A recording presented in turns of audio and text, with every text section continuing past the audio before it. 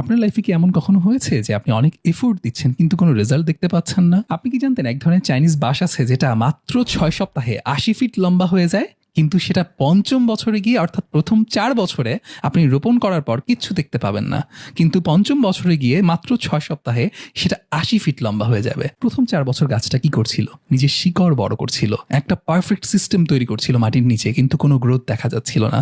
অথচ যখন গ্রোথ দেখা গেল তখন সেটা সবার কাছে একদম অ্যাস্টোনিশিং, সবার কাছে বিস্ময়কর। এমন যদি হয়ে থাকে আপনি কোনো একটা কিছুর পেছনে কাজ করছেন, অল আউট এফোর্ট দিচ্ছেন কিন্তু কোনো গ্রোথ দেখতে পাচ্ছেন না, নিজেকে ওই বাঁশ গাছটার সাথে তুলনা করবেন, ভাববেন ওই ৪ বছর চলছে, এখন এফোর্ট দেওয়ার টাইম, যখন গ্রো করবে ইনশাল্লাহ এক্সপোনেনশিয়ালি গ্রো করবে। আর অন্য কাউকেও যদি দেখেন যে অনেক এফোর্ট দিচ্ছে কিন্তু তেমন কোনো আউটপুট আসছে না, তার উপর হতাশ হবেন না, তাকে অবশ্যই মক করবেন না, বরং বিশ্বাস রাখবেন সেই চাইনিজ বাঁশ গাছের মতো সেও একদিন এক্সপোনেনশিয়ালি গ্রো করবে ইনশাল্লাহ। আপনার লাইফে কি এমন কখনো হয়েছে যে আপনি অনেক এফোর্ট দিচ্ছেন কিন্তু কোনো রেজাল্ট দেখতে পাচ্ছেন না?